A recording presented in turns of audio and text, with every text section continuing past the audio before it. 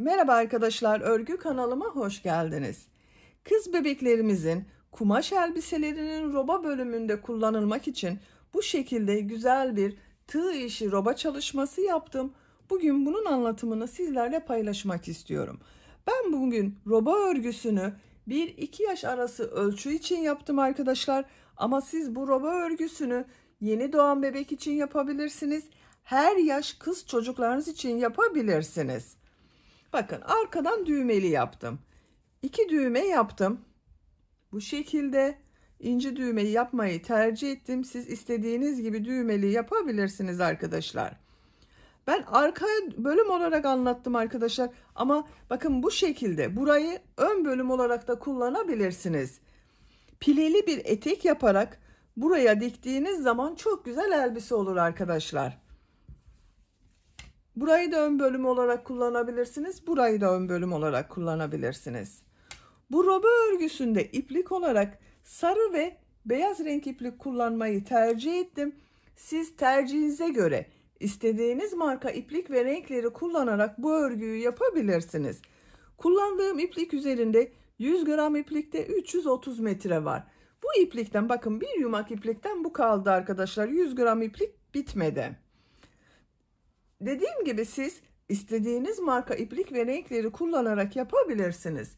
Tığ olarak 5 numara 3 milimetre tığ kullandım. Elim çok sıkı değil arkadaşlar. Ben bu tığı kullandım. Siz elinizin sıklığına göre 3,5-4 milimetre tığları kullanırsanız daha güzel olur. Arka bölümde de 2 tane düğme kullandığımı söyledim. Arka veya ön bölüm fark etmez. Bakın 2 düğme kullandım.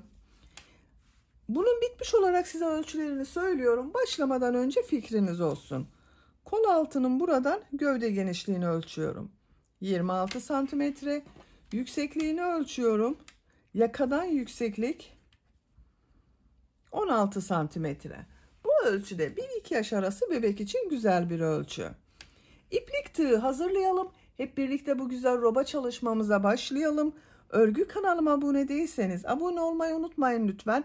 Örgü kanalıma abone olmak ücretsiz. Örgü kanalıma ücretsiz abone olup orada bulunan zil şeklini dokunarak açık yaparsanız kanalıma video yüklediğim zaman ilk önce size bildirim gelir. Örgülerimden herkesten önce sizin haberiniz olur. İzlediğiniz videolarıma beğeni ve yorumlarınızı yaparsanız çok sevinirim arkadaşlar. Hepinize kolay gelsin. İyi çalışmalar. Örgüye yakadan zincir yaparak başlıyoruz. Zincir yapmak için ilk ilmeği ben bu şekilde yapıyorum. Size nasıl kolay geliyorsa ilk ilmeği öyle yapabilirsiniz. Zincirleri yapmaya başlıyorum. Çok sıkı zincirler yapmıyorum arkadaşlar. 83 zincir yapalım. 83 zincir yaptım. Bakın çok sıkı zincirler yapmadım. Bu şekilde bakın zincir yaptım. Bu sırada trabzanlar yapacağız. Trabzanları yaparken yaka ayrımlarını da yapacağız arkadaşlar. Ön bölümü, kol bölümlerini ve arka bölümü belirleyeceğiz. 83 zinciri yaptım bakın. 3 ilmek atlıyorum. 2, 3, 4. ilmeğe trabzan yapıyorum. Bu 3 ilmek atladığımda bir trabzan. 11 trabzan yapıyorum. Bakın 1, 2, 3, 4, 5, 6, 7, 8, 9, 10, 11. 11 trabzanı yaptım. Arttırma yeri için 2 zincir yapıyorum. Tığ üzerine iplik alıyorum. Kol bölümü için 18 trabzan yapıyorum. Bakın aynı ilmeğe değil, yanında bulunan ilmeğe ilk trabzanı yapıyorum. 18 trabzan yapıyoruz.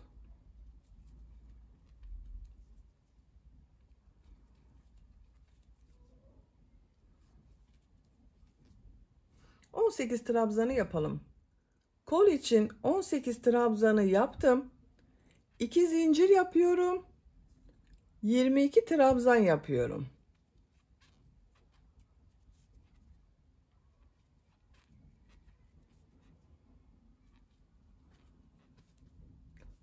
Trabzanı yapalım. 22 trabzan yaptım. 2 zincir yapıyorum. Bu kol örgüsünü 18 trabzan başladım. Buraya da 18 trabzan yapıyorum.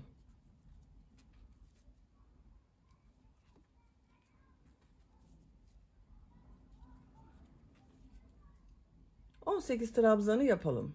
Kol için 18 trabzan yaptım. 2 zincir yapıyorum. 11 trabzan yapıyorum.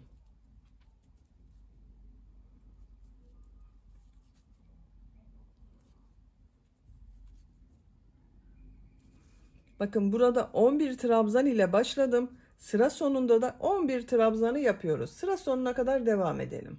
Sıra sonuna kadar tamamladım arkadaşlar. 11 trabzan yaptım. Yaka ayrımlarını yaptık. Bakın buraları 11 trabzan yaptım. Kolları 18 trabzan yaptım. Burayı da bu iki yerin toplamı olan 22 trabzan yaptım. İkinci sıradayım.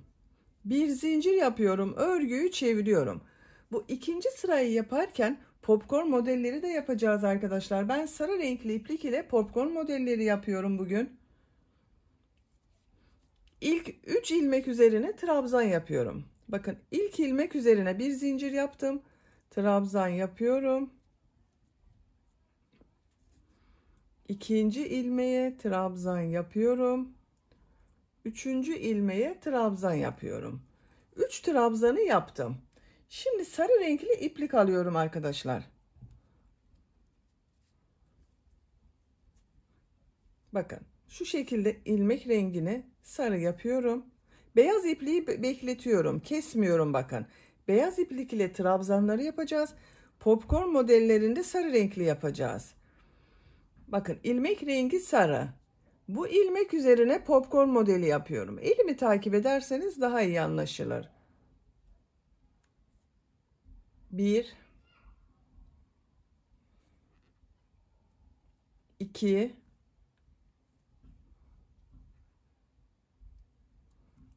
3 4 5 defa bakın bu şekilde topladım. Tığ üzerinde 2 4 6 ilmek var. Hepsinin içinden bir defa da çekiyorum. Bakın örgünün düz tarafı burası arkadaşlar. Popcorn modeli oldu. Bu popcorn modellerini yaparken çok sıkı yapmazsanız daha güzel olur. Bakın sarı renkli ipliği bekletiyorum. Şu beyaz renkli ipliği alıyorum. İlmek rengini beyaz yapıyorum. Tığ üzerine iplik alıyorum. Sarı renkli ipliği içeride devam ediyorum. Bakın 4 trabzan yapıyorum arada. 2 model arasında 4 trabzan yapıyorum. Burada 3 trabzan yaptım. Bakın sarı renkli ipliği içinde tutuyorum.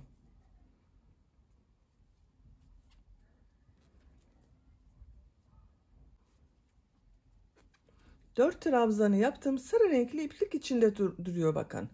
Örgünün düz tarafının görüntüsü bakın böyle. Şimdi popcorn modeli yapıyoruz. Bakın beyaz ipliği bekletiyorum. Sarı renkli ipliği alıyorum. İlmek içinden çektim. Bakın ilmek rengi sarı oldu. Tığ üzerine iplik alıyorum. Bu ilmek üzerine popcorn modeli yapıyorum. Yavaş gösteriyorum. 5 defa ilmek topluyorum. Bir de bu ilk ilmek var. 6 ilmek oluyor. 3 4 5 6 ilmek oldu bakın. 5 defa topladım. İlk ilmekle birlikte 6 ilmek var. Hepsini içinden bir defa da çekiyorum. Beyaz renkli ipliği alıyorum. Sarı renkli ipliği bekletiyorum. İlmek içinden çektim bakın. Tığ üzerine iplik alıyorum. Sarı renkli ipliği devam ediyorum bakın tutmaya. Diğer ilmeğe trabzan yapıyorum. Arttırma yerine geldik bakın arkadaşlar. 2 trabzanı yaptım. Arttırma yerine bir trabzan, 2 zincir, bir trabzan yapıyorum.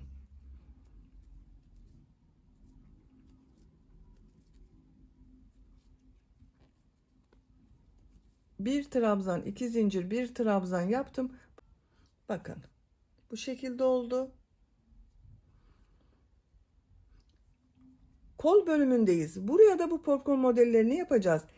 Bir ilmek üzerine trabzan yapıyorum. Bakın bir trabzan yaptım. Bununla birlikte 2 oldu. Buraya popcorn modeli yapıyorum. İlmek rengini sarı renkli yaptım. Tığ üzerine iplik alıyorum. Popcorn modeli yapıyorum.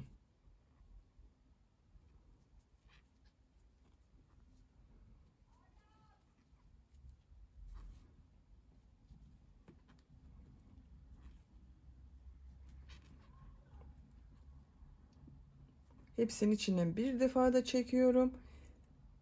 Beyaz renkli ipliği alıyorum. İçinden çekiyorum. Bakın sarıyı da çekiyorum arkadaşlar. Burası sıkı olsun diye.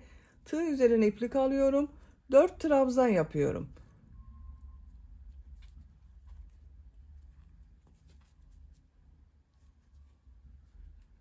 Bakın sarı renkli ipliği arada tutuyorum.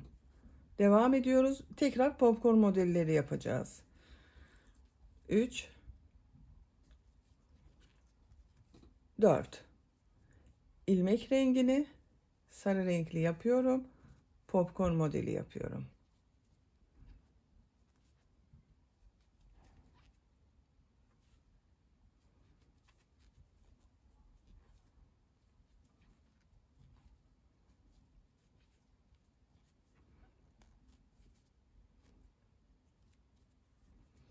İlmek rengini bakın beyaza çevirdim. 4 trabzan yapıyorum.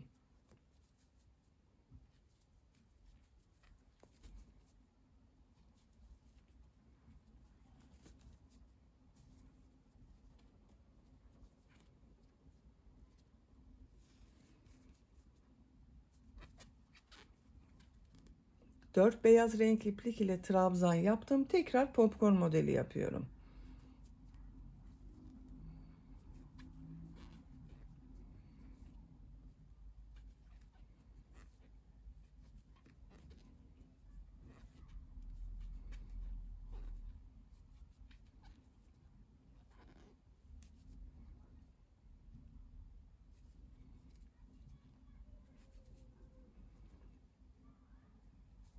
Dört trabzan yapıyorum.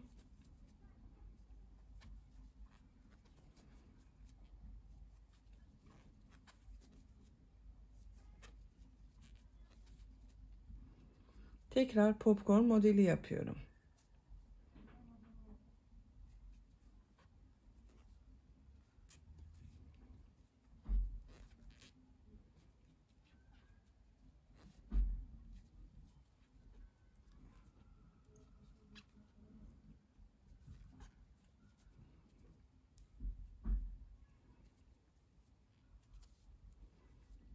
Bakın bir trabzan yapıyorum.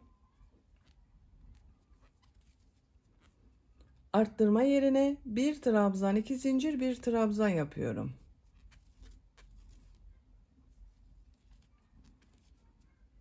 Bakın arkadaşlar.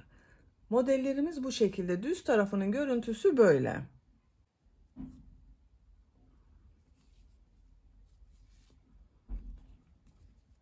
Bakın 22 trabzan yaptığım yerdeyim. 3 trabzan yapıyorum. Ben saydım arkadaşlar. Modelin gelişine göre bu ilk sırada yerleştirmeyi yapıyorum. Siz bu başlangıcı daha az veya daha çok başladıysanız modellerde bu arttırma yerlerinden önce ve sonra olan trabzan sayıları değişebilir. Sadece bu aralarda yaptığınız trabzanlar aynı sayıda olacak. Bakın 3 trabzan yaptım. Bu arttırma ile birlikte 4 trabzan oldu. Popcorn modeli yapıyorum.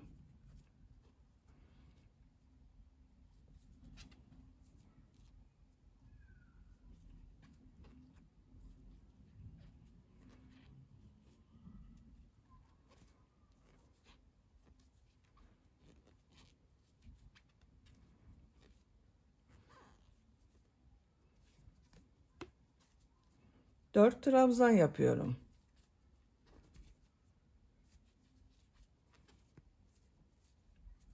Bu arttırma yerine kadar devam edelim. Arttırma yerine kadar bakın ben tamamladım arkadaşlar. Model arasında 4'er trabzan yaptım. Bu modelden sonra 3 trabzan yaptım. Bakın başlangıçta da aynı oldu. 3 trabzan yaptım arttırmadan başka, bakın burada 3 trabzan var. Arttırma yerine 1 trabzan, 2 zincir, 1 trabzan yapıyorum. Burada da bakın sarı ipliği içinde tutuyorum. Kol bölümündeyiz. Bakın bu kol bölümünde modelden önce 1 trabzan yaptım. Arttırma yerindeki saymıyorum. Burada bakın arttırma trabzanını yaptım. 1 trabzan yapıyorum.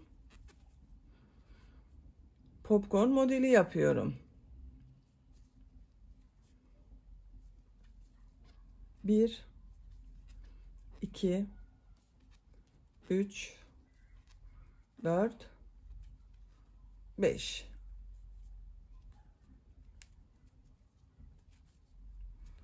Dört trabzan yapıyorum. Arttırma yerine kadar devam edelim. Arttırma yerine kadar modelleri yaptım. Bakın bu kola da 4 model yaptım arkadaşlar. Bu kolda 4 model yaptım. Bu kol üzerinde de 4 model oldu. Burada bir ilmek var. Bir trabzan yapıyorum. Arttırma yeri için 1 trabzan, 2 zincir, 1 trabzan yapıyorum. Burada modeli nereden başlayacağıma bakıyorum arkadaşlar. Bakın burada arttırma yerinden önce 2 trabzan var. Buraya da 2 trabzan yapıyorum.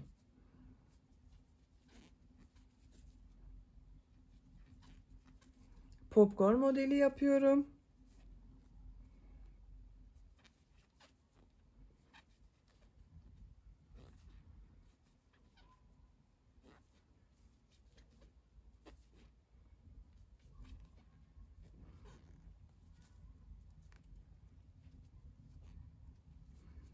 Dört trabzan yapıyorum.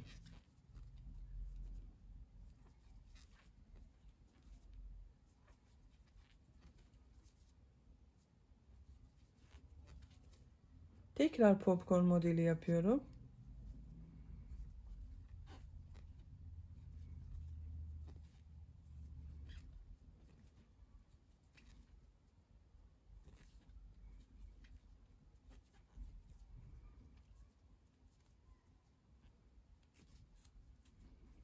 Bakın burada 2 ilmek var. Bir de 3 ilmek atlayarak yaptığım trabzan var. İlmekler üzerine 2 trabzan yapıyorum. Son trabzanı bakın üst ilmek atlayarak yaptığım ilmeğe tığ takıyorum. 1 trabzan yapıyorum. 3 trabzan var. Bakın sıra başında da 3 trabzan yaptım. Modele başladım. Sarı renkli ipliği burada kesiyorum arkadaşlar.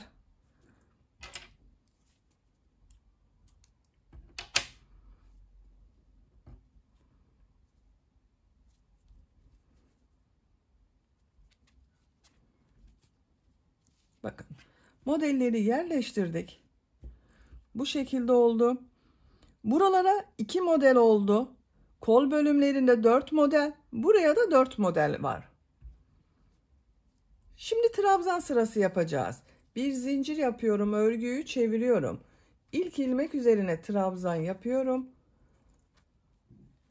Bakın bu ilmekler üzerine trabzan yapıyorum. Model üzerinde bakın burada bir ilmek var. Bu ilmek üzerine trabzan yapıyorum. Burada 4 trabzan var. Üzerine trabzan yapıyorum.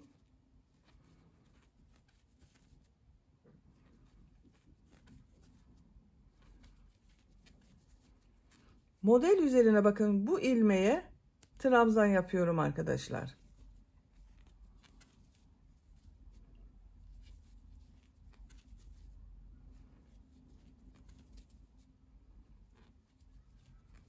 Arttırma yerine 1 trabzan, 2 zincir, 1 trabzan yapıyorum. Bakın ilmekler üzerine trabzan yapıyorum. Buraya bir trabzan yapıyorum. Model üzerinde bulunan ilmeğe bir trabzan yapıyorum. İlmekler üzerine bir trabzan yapıyorum.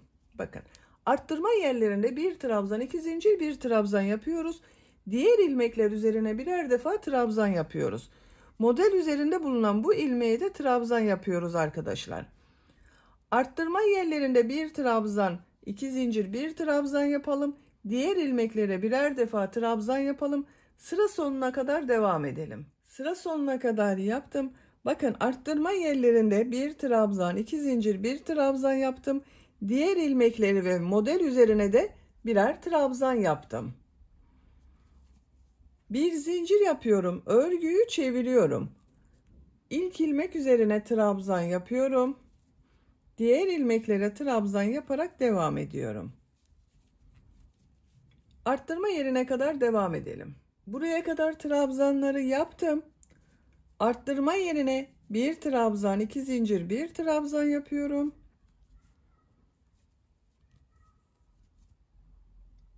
Diğer ilmeklere birer defa trabzan yapıyorum.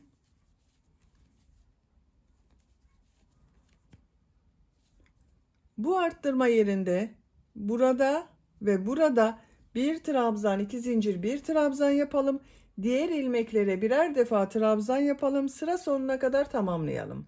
Sıra sonuna kadar tamamladım arkadaşlar. Bakın, bu sırada da arttırma yerlerinde bir trabzan, iki zincir, bir trabzan yaptım. İki sıra trabzan yaptık arkadaşlar.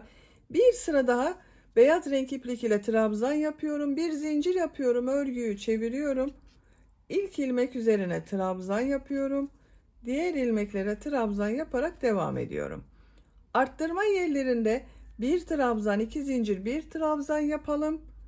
Diğer ilmeklere birer defa trabzan yapalım. Sıra sonuna kadar devam edelim. Sıra sonuna kadar yaptım. Bakın, bu sırada yine arttırma yerlerinde bir trabzan, iki zincir, bir trabzan yaptım. Diğer ilmeklere birer defa trabzan yaptım. Modelden sonra 1, 2, 3 sıra trabzan sırası yaptık arkadaşlar. Bakın, yakanın örgüsü bu şekilde görünüyor. Şimdi tekrar model sırasındayız. 6. sıradayım. Bir zincir yapıyorum. Örgüyü çeviriyorum. İlk 3 ilmek üzerine trabzan yapıyorum.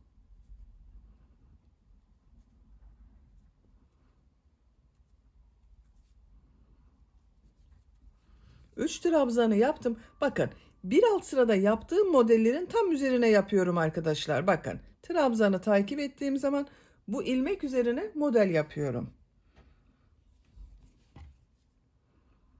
Bakın, yine sarı renk iplik ile siz isterseniz rengarenk yapabilirsiniz. Bu sırayı farklı bir renk ile yapabilirsiniz arkadaşlar, model bölümünü. Şu şekilde ilmek rengini sarı yaptım. Buraya popcorn modeli yapıyorum.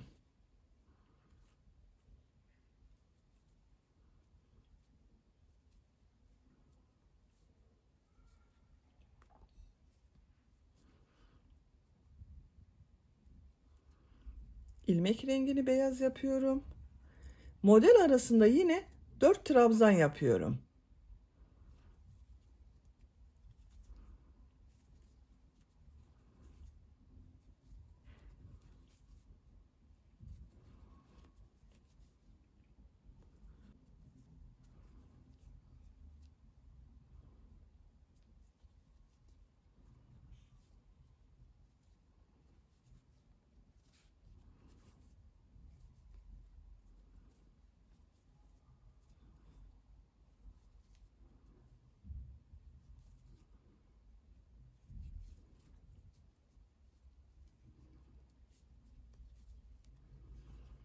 Dört trabzan yapıyorum.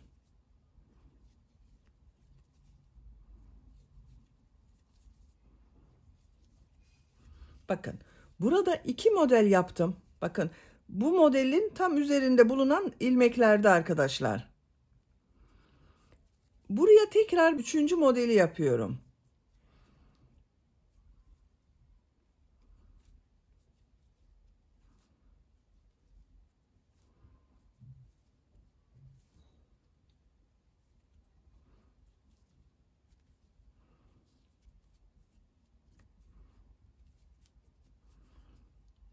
trabzan yapıyorum.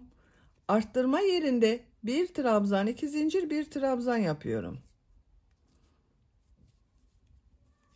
Bakın, kol bölümünde modeli nereye yapacağıma bakıyorum. Bakın arkadaşlar, burada model yaptığım ilmeği sayıyorum. Bakın, bunun üzerine model denk gelecek. 1, 2, 3, 4. Bu ilk model ilmek üzerine model yapıyorum. Güzel görünsün diye, düzgün görünsün diye yapıyoruz arkadaşlar. Bakın, buraya model yapıyorum.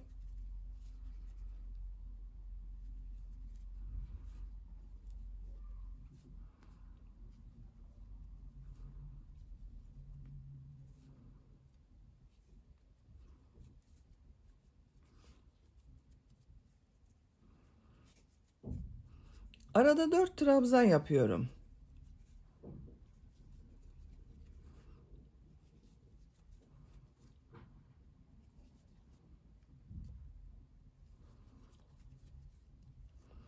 Buraya tekrar model yapıyoruz.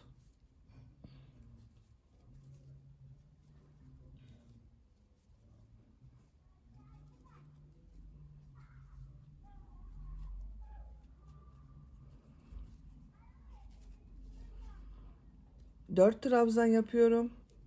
Tekrar model yerleştireceğiz. Bakın. Buraya kadar devam edelim. Kol bölümünde bakın modelleri yaptım. Son modeli yaptım. Bakın, burada da son ilmek üzerine model yaptım. Burada da son ilmek üzerine model yaptım. Arttırma yerine bir trabzan, 2 zincir, bir trabzan yapıyorum. Şimdi bakın, buraya bakıyorum arkadaşlar. Modeli nereye yerleştireceğime bakıyorum. Bunun üzerine model gelecek. 2, 4 sayıyorum. Bakın, buraya model yapıyorum. Bu 3. ilmek üzerine model yapacağız. 2 trabzan yapıyorum. 1, 2.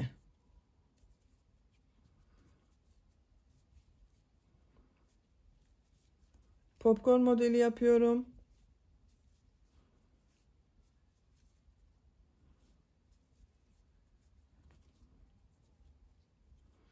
4 trabzan yapıyorum.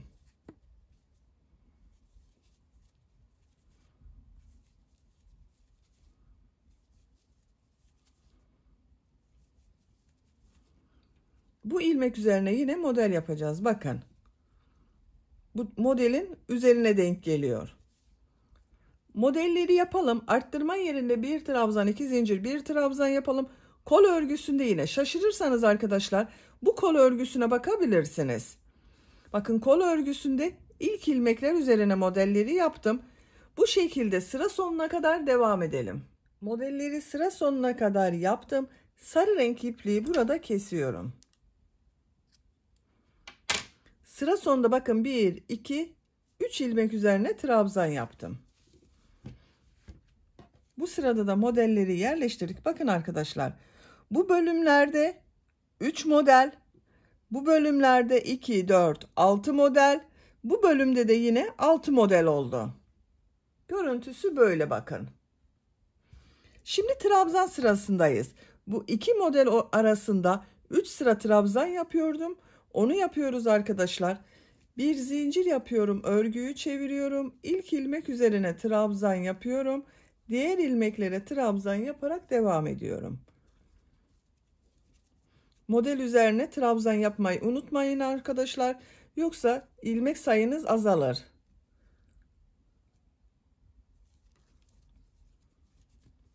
Bakın bu şekilde. Arttırma yerlerinde bir trabzan, 2 zincir, bir trabzan yapalım. Diğer ilmeklere birer defa trabzan yapalım. 3 sıra trabzan olarak tamamlayalım arkadaşlar. Beyaz renk ile 3 sıra trabzan sırası yaptım arkadaşlar.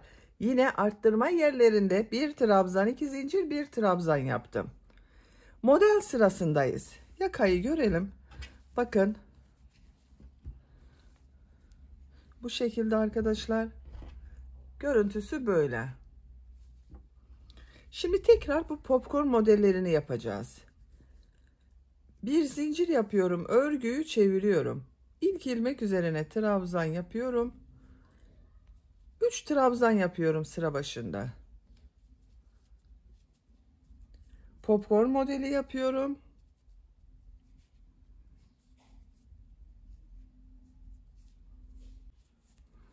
Sarı renk iplik ile popcorn modeli yapıyorum.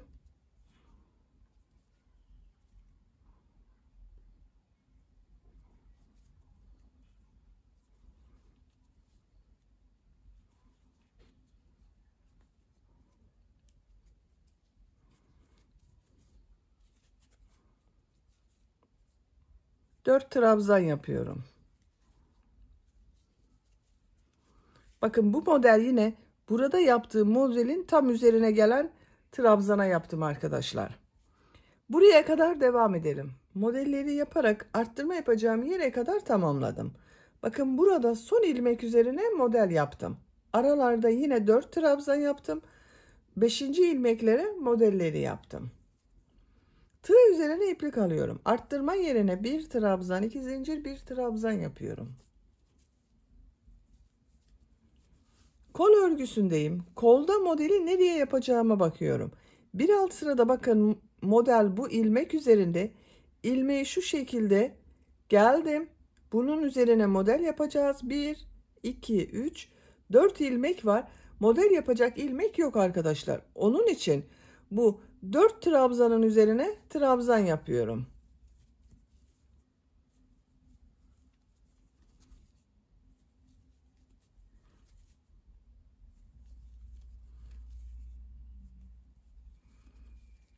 Dört trabzan yaptım. Bu ilmeğe model yapıyorum.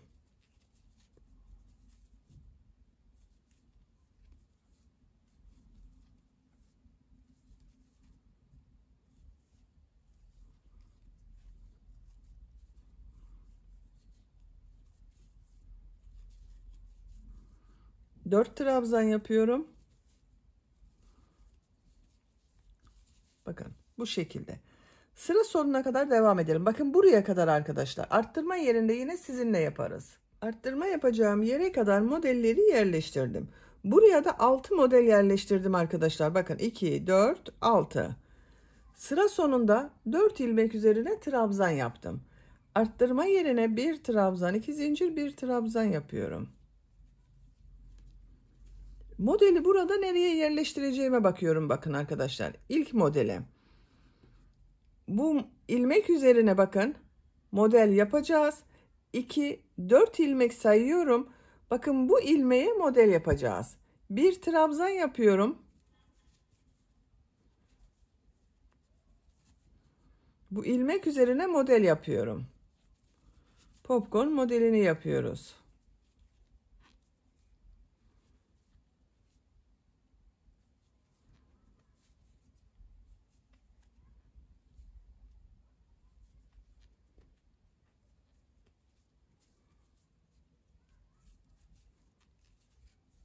Dört trabzan yapıyorum.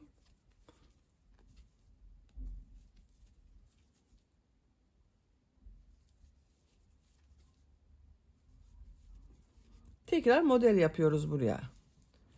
Bu şekilde devam edelim. Bakın burada son ilmek üzerine trabzan yaptım. Burada da aynı olacak arkadaşlar. Atlama yaparsanız ona dikkat ederseniz iyi olur. Kol örgüsünde bu kol örgüsünü yaptığımız gibi modelleri yerleştirelim. Sıra sonuna kadar tamamlayalım. Sıra sonuna kadar yaptım. Son 3 ilmek üzerine de trabzan yaptım. Sarı renkli ipliği kesiyorum.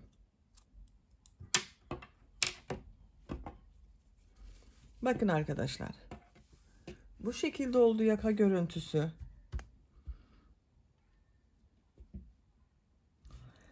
Bu bölümlerde 4 model yaptım. Her iki tarafa. Buralara 6 model yaptım. Bu bölüme de bakın 8 model yaptım. 2, 4, 6, 8.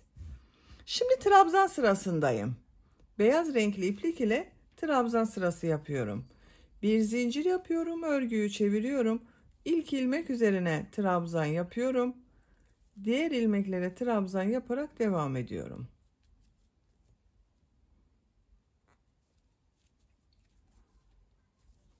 Model üzerine de trabzan yapıyoruz. İlmekler üzerine trabzan yapıyoruz. Arttırma yerlerinde bir trabzan, 2 zincir, bir trabzan yapalım. Sıra sonuna kadar devam edelim. Sıra sonuna kadar tamamladım. Yakanın şekline bakalım arkadaşlar.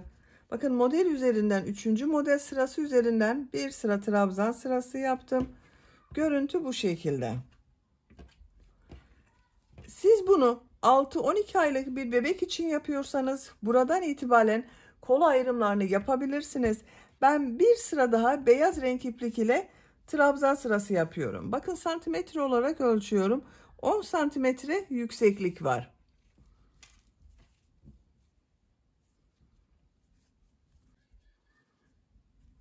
Bir zincir yapıyorum, örgüyü çeviriyorum. İlmekler üzerine trabzan yapıyorum.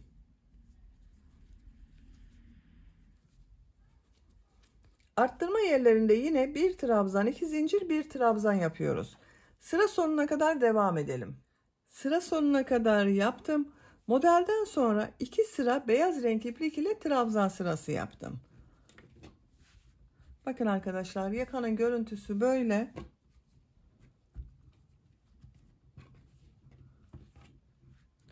...12 sıra yaptım. 13. sıradayız. 13. sırada kol bölümünü gövde bölümünden ayırıyorum. Bir zincir yapıyorum, örgüyü çeviriyorum, trabzan yapıyorum.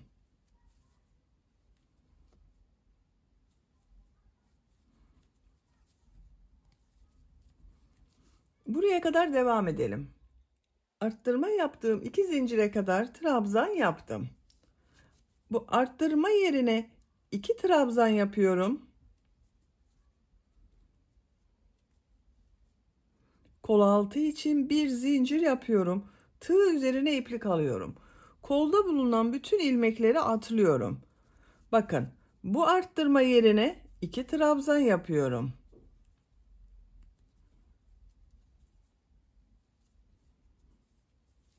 Diğer ilmekler üzerine birer defa trabzan yapıyorum. Bakın arkadaşlar, ön ve arka bölümü birleştirdik. Kol bölümünü ayırdık.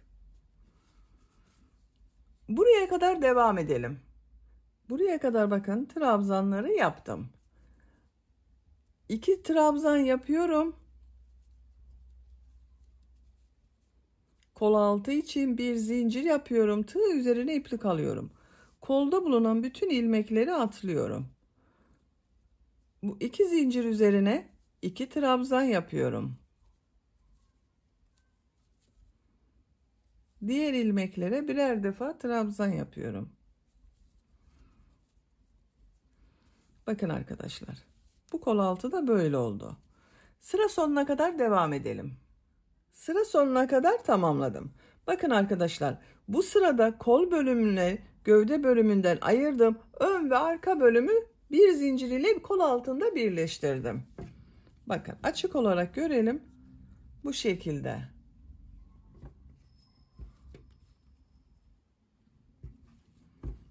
Şimdi model sırasındayız. Bakın, modelden sonra 1, 2, 3 sıra beyaz renk iplik ile trabzan sırası yaptım. Popcorn modellerini yerleştireceğiz.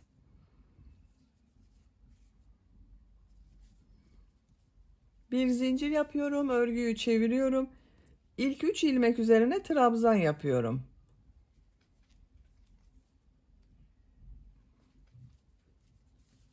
Popcorn modeli yapıyorum.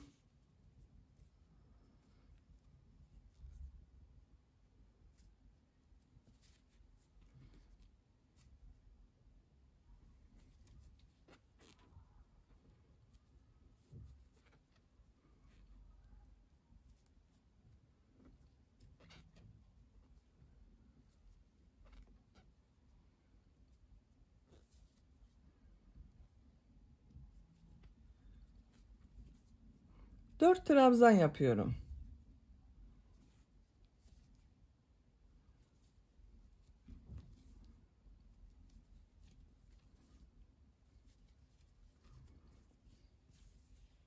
Bakın, burada yaptığımızın aynısı.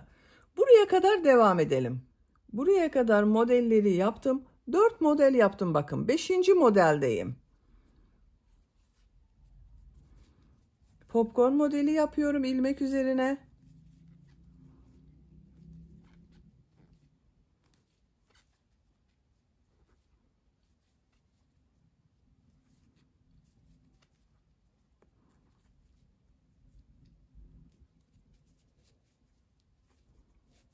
Dört trabzan yapıyorum. Bakın bu ilmek üzerine trabzan yapıyorum. Bir zincir yaptım. O zincir üzerine trabzan yapıyorum. İlmek üzerine trabzan yapıyorum. Trabzan yapıyorum. 4 trabzan yaptım. Tekrar popcorn modeli yapıyorum.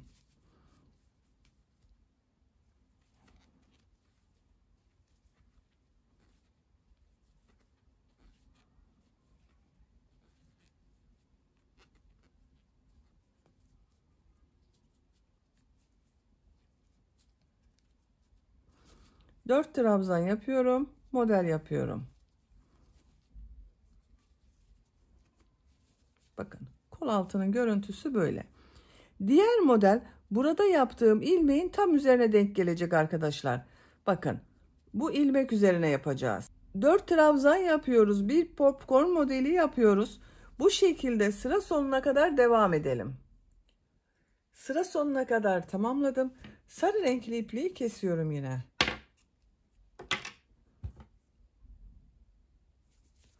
Bakın arkadaşlar.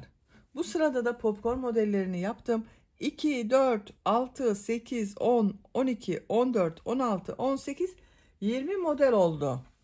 Bir sıra üzerinde. Şimdi trabzan sırası yapıyorum. Bir zincir yapıyorum, örgüyü çeviriyorum. İlk ilmek üzerine trabzan yapıyorum. Diğer ilmeklere trabzan yaparak devam ediyorum.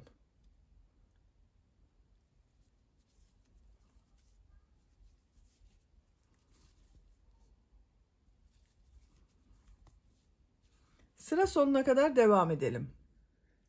Sıra sonuna kadar tamamladım. Bir sıra trabzan sırası yaptım bakın.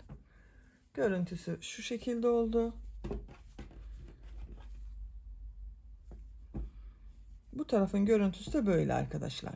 Şimdi buraya düğme için düğme ilikleri yapacağız. Onu yapmak için ilk önce bir sıra sık iğne yapıyorum. Buraya bir sık iğne yapıyorum.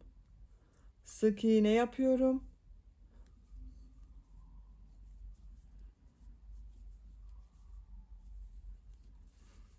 Buraya kadar devam edelim. Bir sıra sık iğne yaptım. Bakın görüntüsü böyle oldu arkadaşlar. Bir zincir yapıyorum. Örgüyü çeviriyorum. İlk ilmek üzerine sık iğne yapıyorum. Düğme iliği için 2 zincir yapıyorum. 1, 2. 2 ilmek atlıyorum. 3. ilmeğe sık iğne yapıyorum. Bakın düğme iliğini bu şekilde yaptım. Sık iğneler yapıyorum. 2 düğme iliği yapıyorum arkadaşlar. Bakın birisini buraya yaptım. Bir diğerini de şuraya yapacağız. İkisinin ortası. Şu şekilde katlayıp bakabilirsiniz. Bakın buraya ikinci düğme iliğini yapacağız. Oraya kadar sık iğneler yapıyorum.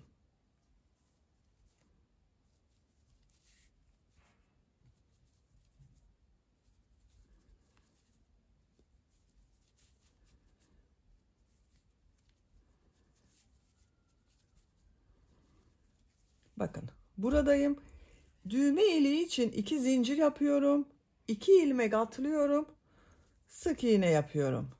Sıra sonuna kadar sık iğneler yapıyorum.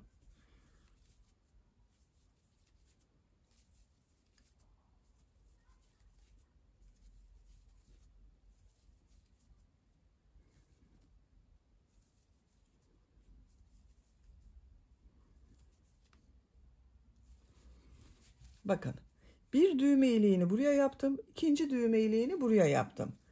Bir zincir yapıyorum. Örgüyü çeviriyorum. Sık iğne sırası yapıyorum. Bakın her ilmek üzerine bir sık iğne yapıyorum.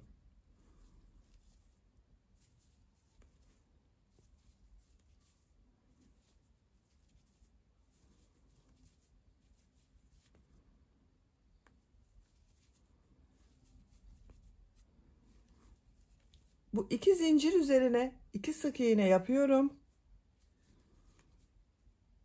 Diğer ilmeklere birer defa sık iğne yapıyorum. Bu 2 zincir üzerine de 2 sık iğne yapalım. Sıra sonuna kadar tamamlayalım. Sıra sonuna kadar tamamladım. 2 zincir üzerine de 2 sık iğne yaptım. Bakın arkadaşlar. Düğme ilikleri daha belirgin oldu. İpliği kesiyorum.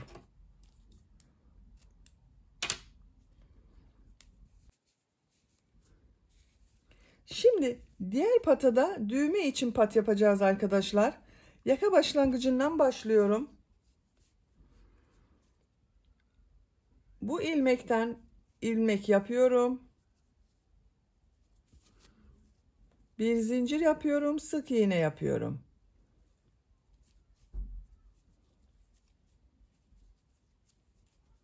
Sıra sonuna kadar devam edelim. Sıra sonuna kadar yaptım. Bir zincir yapıyorum, örgüyü çeviriyorum. Sık iğne sırası yapıyorum. Buraya kadar devam edelim. Sıra sonuna kadar yaptım. Bir zincir yapıyorum, örgüyü çeviriyorum. Bir sıra daha sık iğne yapıyorum. Bakın burada üst sıra yaptım. Burayı da üst sıra yapıyoruz arkadaşlar. Sıra sonuna kadar devam edelim. Sıra sonuna kadar yaptım. Bakın buraya da üst sıra sık iğne yaptım. Şu şekilde üst üstüne getiriyorum. Bakın buraya düğmelerini dikeceğiz. Şimdi bunu ikisini birleştiriyorum arkadaşlar. Bakın burada bitirdim. Üst üstüne getiriyorum. Şu ilmeğe tığ takıyorum. İlmeği içinden çekiyorum. Trabzan sırası yapacağız beyaz renkli iplik ile. Nasıl yapacağıma bakıyorum. Bakın örgüyü çeviriyorum. Bu şekilde trabzan sırası yapıyorum.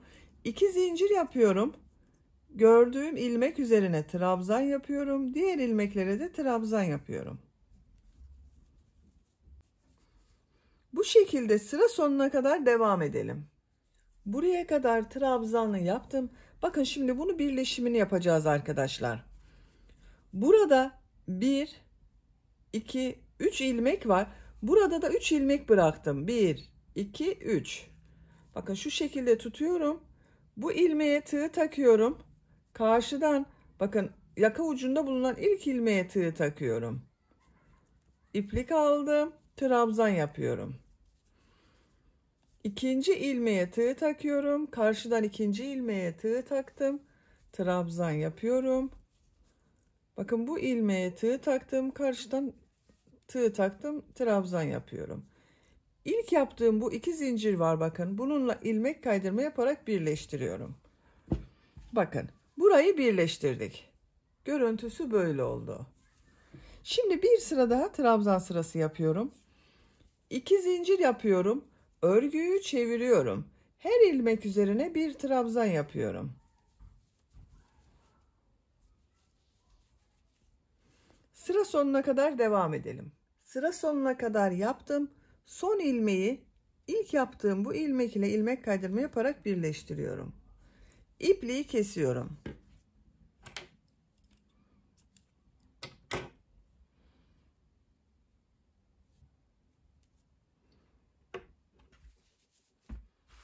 Bakın arkadaşlar bu şekilde oldu. Çok güzel oldu. Şimdi bu uç bölümde modeller yapıyorum sarı renk iplik ile. Bakın bu ilmekten bir ilmek yapıyorum. Bir zincir yapıyorum, sık iğne yapıyorum. Tığ üzerine iplik alıyorum. Bir ilmek atlıyorum. İkinci ilmeğe 3 trabzan yapıyorum.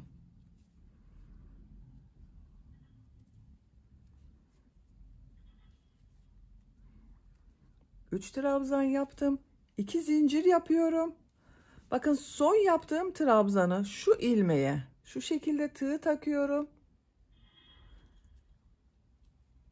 Pıtırcık modeli yapıyorum. Tekrar tığ üzerine iplik alıyorum. Aynı ilmek içine 3 trabzan daha yapıyorum.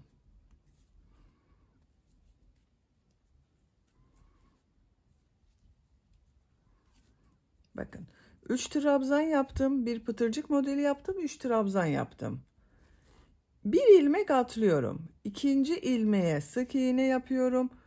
Tığ üzerine iplik alıyorum. Bir ilmek atlıyorum. 3 trabzan yapıyorum.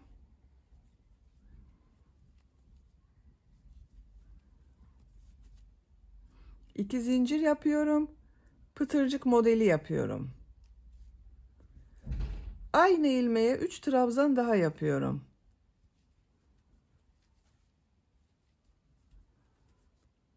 Bakın ikinci modeli de bu şekilde yaptım. Bir ilmek atlıyorum, sık iğne yapıyorum. Bir ilmek atlıyorum, model yapıyorum. Sıra sonuna kadar devam edelim. Sıra sonuna kadar tamamladım. Son yaptığım modeli burada yaptığım ilk ilmek ile ilmek kaydırma yaparak birleştiriyorum. İpliği kesiyorum.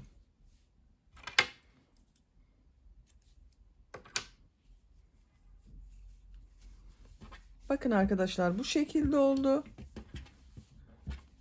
Güzel oldu. Kol örgüsünün birisini bakın ben bu şekilde yaptım. Diğer kol örgüsünü sizinle yapalım. Buradaki modeli kolda yaptım arkadaşlar.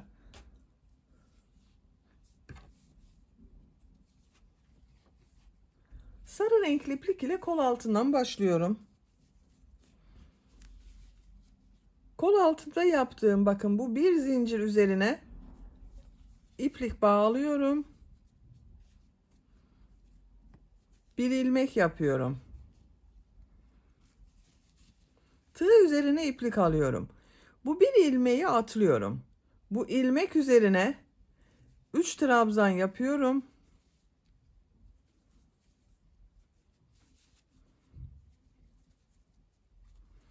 İki zincir yapıyorum. Pıtırcık modeli yapıyorum. 3 trabzan yapıyorum.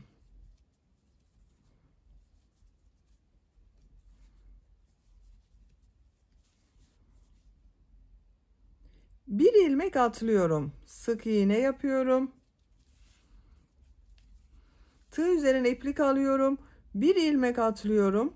Model yapıyorum. 3 trabzan, 2 zincirle pıtırcık yapıyorum. Tekrar 3 trabzan yapıyorum.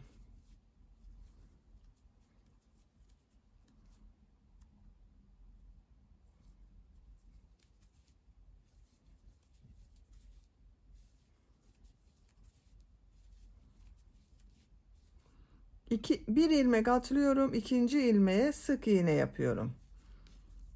Bakın böyle. Sıra sonuna kadar devam edelim. Sıra sonuna kadar modeli yaptım. Son modeli yaptım. Bir ilmeği atlıyorum. Kol altında yaptığım bu ilmek ile ilmek kaydırma yaparak birleştiriyorum. Bakın arkadaşlar bu şekilde oldu. 2, 4, 6, 8, 10 model yaptım kol örgüsünde. İpliği kesiyorum.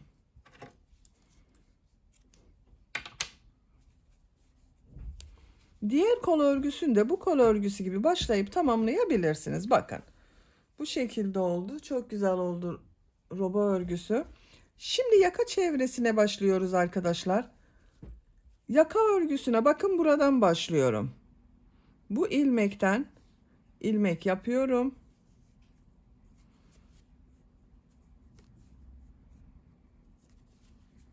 İki zincir yapıyorum. Aynı ilmek içine sık iğne yapıyorum. Pıtırcık modelleri yapıyoruz. Bir ilmek atlıyorum. İkinci ilmeğe bir sık iğne, iki zincir, bir sık iğne yapıyorum.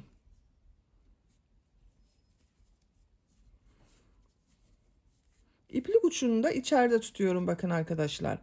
Bir ilmek atlıyorum. İkinci ilmeğe bir sık iğne, iki zincir, bir sık iğne yapıyorum. Bir ilmek atlıyorum. Bir sık iğne, iki zincir, bir sık iğne yapıyorum. Bir ilmek atlıyorum. Bir sık iğne, iki zincir, bir sık iğne yapıyorum. Bu şekilde pıtırcık modelleri yapıyorum. Sıra sonuna kadar devam edelim. Yaka çevresinde pıtırcık modelleri yaparak buraya kadar tamamladım. İpliği kesiyorum.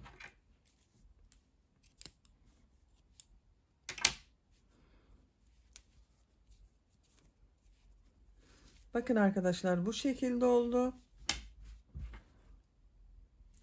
Düğmelerini de diktim arkadaşlar. Bakın, 2 düğme iliğinin tam karşısına birer tane inci düğme dikmeyi tercih ettim. Siz tercihinize göre istediğiniz gibi düğme kullanabilirsiniz.